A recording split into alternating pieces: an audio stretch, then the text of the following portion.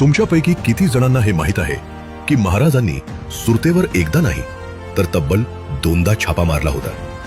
गोष्ट आहे 1670च्या दुसऱ्या छाप्याची। सुरतेतून तब्बल 65 लाखांचं सोनं घेऊन महाराज स्वराज्यात परतत होते, पण नाशिकच्या कांचनबारी खिंडीत मोगल सरदार दाऊद खान 40,000ची फौज घेऊन यमदूत बनून उभा राहिला। आता माघार घेणं शक्य नव्हतं। तेव्हा महाराज आपल्या मावळ्यांना गरजले, खूप झाला गनिमी कावा, आज या मोगलांना यांची लायकी दाखवून देऊ।